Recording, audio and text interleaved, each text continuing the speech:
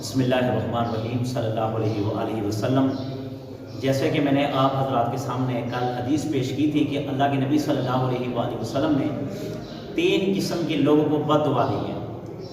پہلا وہ ہے کہ جو رمضان کا مہینہ پائے اس میں اپنی بخشش نہ کروائے۔ دوسرا یہ کہ جو اپنے ماں باپ میں سے ایک کو یا دونوں کو پا رہے ان کی خدمت کر کے اپنی بخشش نہ کروا لیں۔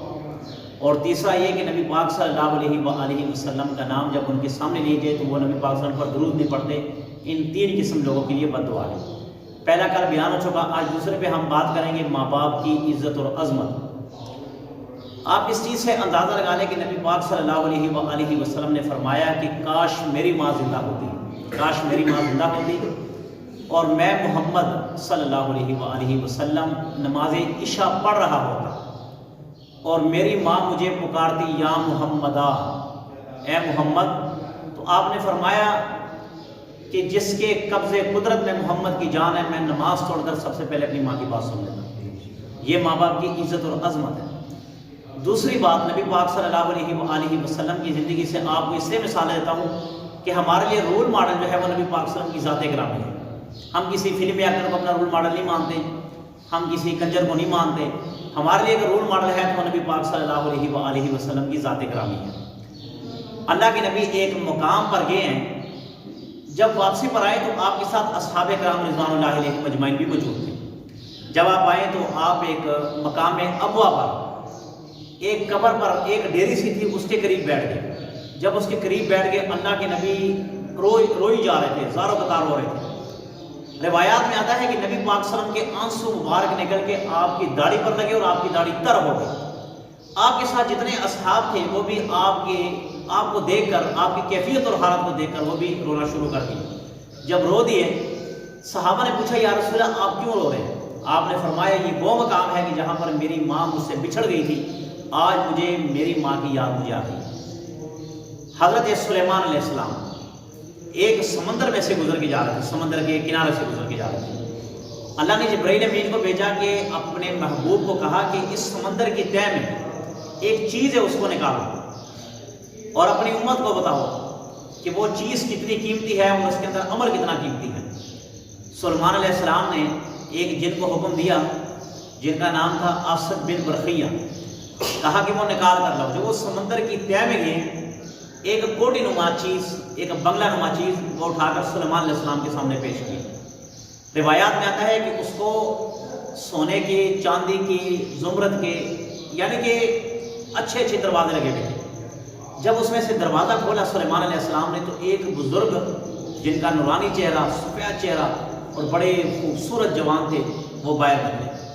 سلیمان علیہ السلام نے بڑے تعجب کے ساتھ اور بڑی حیرانگی کے ساتھ کہا کہ آپ اور سمندر کی تہہ میں، آپ اور سمندر کی تہہ میں؟ کہا جی میں اور سمندر کی تہہ میں۔ کہا تمہارا عمل کیا ہے اور تمہارا کھانا کیا ہے؟ تو سلیمان علیہ السلام کو کہا کہ میرا عمل یہ ہے کہ جب میرے والد صاحب زندہ تھے نا، میں نے ان کی اتنی خدمت کی ہے کہ میں نے اپنی بیوی بچوں کو ترجیح نہیں دی، بیوی بچوں کو ترجیح نہیں دی، میں نے اپنے ماں باپ کو ترجیح دی۔ تو جب میرے باپ دنیا سے فوت ہونے لگے تو انہوں نے دعا دی کہ اے اللہ میرے بیٹے کو لمبی عمر عطا فرما، لمبی عمر عطا فرما اور شیطان کی شر سے بچا اور اس کو اس جگہ پہ رکھ جہاں شیطان کا سایہ بھی نہ پہنچ سکے۔ پھر میری ماں رہ گئی، میں اپنی ماں کی خدمت کرتا رہا۔ میری ماں جب فوت ہونے لگی تو جو میرے والد نے مجھے دعا دی تھی وہی دعا میری والدہ نے مجھے دی۔ تو جیسے ہی میری والدہ فوت ہوگی، میں تجہیز اور تفکین کے بعد جیسے گھر آیا تو فرشتے آئے اور میرے سامنے ایک کوٹی رکھی، یہ بنگلہ جو آپ کے سامنے یہ رکھا، اور کہا کہ اللہ تعالیٰ کی طرف سے حکم ہے کہ آپ اس میں داخل ہو جائیں۔ جب میں اس میں داخل ہو گیا، انہوں نے اٹھا کر مجھے سمندر کی تہہ میں رکھا۔ یہاں شیطان تو دور، شیطان کی ذریت یہاں سایہ تک نہیں پڑتا۔ سلیمان علیہ السلام نے پوچھا کہ آپ کا کھانا کیا ہے اور آپ کب سے یہاں پہ زندہ ہو؟ یہ پوچھا۔ کہا میرا کھانا یہ ہے کہ جنت سے 7 دن بعد ایک پرندہ آتا ہے جس کی چونچ میں ایک سبز رنگ کی چیز ہوتی ہے، وہ لا کر میری زبان پہ رکھتا ہے تو 7 دن تک نہ مجھے بھوک لگتی ہے نہ پیاس لگتی، میں اللہ کی عبادت کرتا ہوں۔ زندگی پوچھی زندگی کتنی ہے؟ کہا کہ آپ کے والد گرامی داؤد علیہ السلام اور آپ کے والد سے پہلے جو نبی تھے، ان سے پہلے جو نبی تھی، میں ان صدیوں کا اس سمندر میں یہاں پر بیٹھا ہوں اور اللہ میری حفاظت کر دیں۔ یہ صلہ کیوں ملا؟ صرف اس وجہ سے کہ ماں باپ کی خدمت کی۔ دوسرا، حضرت اویس قرنی رحمۃ اللہ علیہ کے بارے میں لکھا ہے، روایات میں آتا ہے کہ جب قیامت کا دن ہوگا تو اللہ رب العزت کہیں گے کہ جتنے بھی نیک لوگ ہیں وہ سارے جنت چلے جائیں۔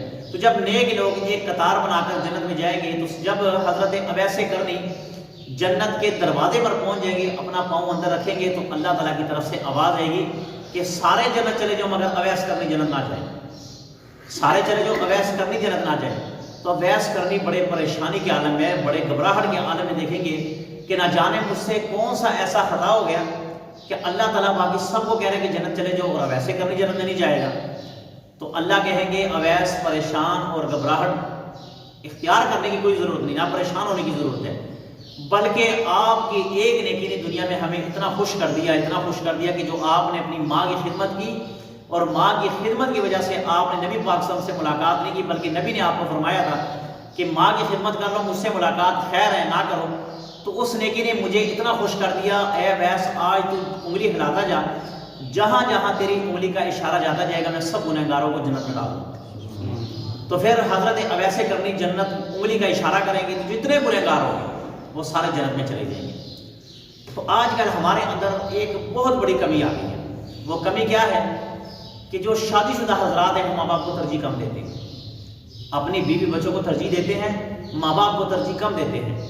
یعنی کہ جو بات ہوتی ہے نا ماں کی اور بیوی کی، تو بیوی کی بات کو فوقیت دیتے ہیں، اس کو ترجیح دیتے ہیں، ماں کی بات کو ترجیح نہیں دیتے۔ یاد رکھنا ایسے لوگ جو ہے نا، ایسے لوگ دنیا اور آخرت دونوں میں ذلیل ہوتے ہیں۔ بیویاں مل جاتی ہیں، ماں باپ نہیں ملتے، بیوی ایک نہیں، دوسری نہیں، تیسری نہیں، بلکہ ایک سے پڑھ کر ایک بیوی مل جاتی ہے، حسن کے لحاظ سے، مال کے لحاظ سے، قد و کاٹ کے لحاظ سے، مگر ماں باپ کا مثل اللہ تعالیٰ نے دنیا میں نہیں رکھا۔ ماں باپ کا مثل آپ ڈھونڈ ہی نہیں سکتے۔ اگر کسی کی ماں فوت ہو جو اس کا باپ دوسری شادی کر لے تو وہ محبت وہ ماں نہیں دے سکتی جو اصل ماں ہوتی، نہیں دے سکتی۔ تو یہ ہمارے اندر کمی کوتاہیاں ہیں۔ یاد رکھنا انسان کے لیے سب سے بڑا ذریعہ، بلکہ میں کہا کرتا ہوں، یہ میرا نظریہ ہے، اپنا ذاتی نظریہ، میں کہتا ہوں جس کے ماں باپ زندہ ہیں وہ اپنی ماں باپ کی مان کر چلے، خدمت کر کے چلے، اس بندے کو پیر رکھنے کی ضرورت ہی نہیں ہے۔ یہ میرا اپنا ذاتی نظریہ ہے، یہ ذاتی نظریہ کہ ماں باپ کا فیض اتنا ہے۔ حضرت موسیٰ علیہ السلام وقت کے نبی، اور وہ نبی کہ اللہ تعالیٰ سے ہم کلام، بلکہ وہ نبی بعض دفعہ اللہ تعالیٰ سے ضد بھی کر لیا کرتے تھے بعض دفعہ۔ تو جب آپ عرش پر جب آپ کوہ طور پر اللہ تعالیٰ سے ہم کلام ہونے جایا کرتے تھے نا، تو ماں دعا کرتی تھی اللہ میرا بیٹا ذرا سیدھا بھولا بالا ہے، اگر کوئی خطا ہو جائے تو اللہ معاف فرمانا۔ یہ وقت چلتا رہا۔ جب ایک وقت آیا کہ موسیٰ علیہ السلام جب اللہ سے ہم کلام ہونے گئے تو اللہ نے دور سے کہہ دیا کہ موسیٰ جوتے وہاں پہ اتار گیا اور ادب کے ساتھ ہاتھ باندھ کر مجھ سے بات کریں۔ تو موسیٰ علیہ السلام نے کہا اللہ جی میں تو پہلے کئی مرتبہ آپ سے ہم کلام ہو چکا ہوں، بات کر چکا ہوں، کبھی آپ نے مجھے یہ نہیں کہا کہ جوتے اتار کے میرے سامنے آنا اور ہاتھ باندھ کر آنا، آج آپ نے مجھے کیوں کہہ دیا کہ جوتے اتار کر اور با ادب ہو کر بات کرنا؟ اللہ تعالیٰ نے کہا کہ اے موسیٰ پہلے تیری ماں کی دعا تیرے پیچھے تھی جس کی وجہ سے میں تجھے کچھ نہیں کہتا تھا، اب تیری ماں چلی گئی ہے تو لہٰذا آپ ادب اور سنبھل کر بات کرنا۔ ماں باپ کا اتنا ادب و احترام ہے، تو لہٰذا نے فرمایا کہ جو اپنے ماں باپ سے اپنی بخشش نہ کروا لیں وہ برباد ہو جائے۔ اللہ کے نبی نے فرمایا آمین، وہ بندہ برباد ہو جائے۔ اور اگر کوئی بندہ یہ کہے کہ میں ماں باپ کو ناراض کر کے اپنی بیوی بچوں کو راضی کر لوں مجھے جنت مل جائے گی، جنت دور کی بات ہے، بلکہ جہنم کی نیچے تک کے اس آدمی کو گرایا جائے گا، عذاب دیا جائے گا۔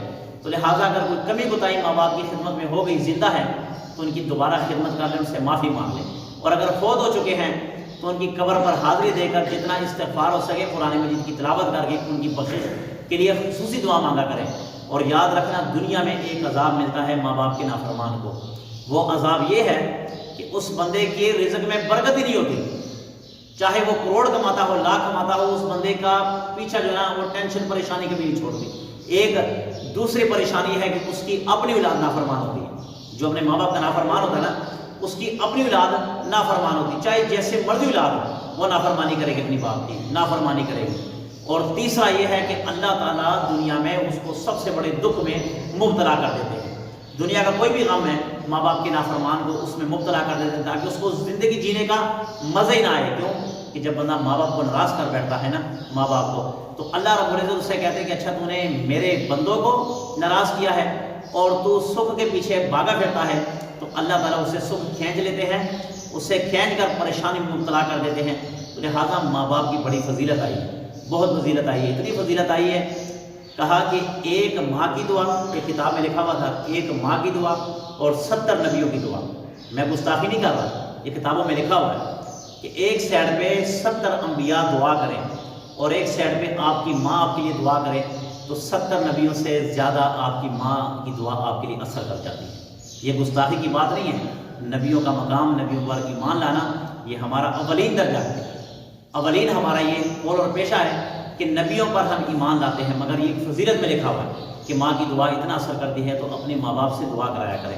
آج کل ایسے کئی جاہل لوگ ہیں، گھر میں ماں باپ کے ساتھ لڑ کر ان کو گالیاں دے کر باہر آ جاتے ہیں اور باہر کوئی اچھے سے پیر کو دیکھ کر اس کے ہاتھ چومتے اور کہتے ہیں میرے لیے دعا کرو، تو پھر وہ پیر کی دعا اس بندے کے لیے بد دعا بن جاتی ہے کہ گھر میں ماں باپ کو ناراض کر کے آتا ہے اور یہاں پر پیروں کے پیچھے اور عالموں کے پیچھے قاریوں سے دعا کرواتا پھرتا ہے۔ بھائی تیرے نظر میں تیرے لیے سب سے بڑا عالم، سب سے بڑا پیر، سب سے بڑا قاری جو ہے وہ تیرے ماں باپ ہے، اگر تو ان کی فضیلت کو سمجھے۔ اللہ سے دعا ہے جو مجھ کا حسن اس پر عمل کرنے کے لیے۔ بسم اللہ الرحمن الرحیم، الحمدللہ رب العالمین والعاقبۃ للمتقین والصلاۃ والسلام علی سید الانبیاء والمرسلین۔ الہ العالمین جو مجھ کا حسن اس پر عمل کرنے کی توفیق عطا فرما، ہمیں یا اللہ اپنے ماں باپ کی خدمت کرنے کی توفیق عطا فرما، ان کی خدمت کر کے اپنے حق میں دعائیں لینے کی توفیق عطا فرما۔ الہ العالمین جتنے بھی صغیرہ کبیرہ گناہ ہو چکے اللہ معاف فرما، ہمیں اپنی بخشش کروانے کی توفیق عطا فرما۔ الہ العالمین ملک پاکستان کی حفاظت فرما، ملک پاکستان کی سرحدوں کی حفاظت فرما۔ الہ العالمین اس وقت ملک پاکستان میں جو انتشار پھیلا ہوا ہے یا اللہ ان انتشار سے ملک پاکستان کی حفاظت فرما، انتشار سے پاک فرما، ملک پاکستان کو امن اور سلامتی عطا فرما، آمین برحمتک۔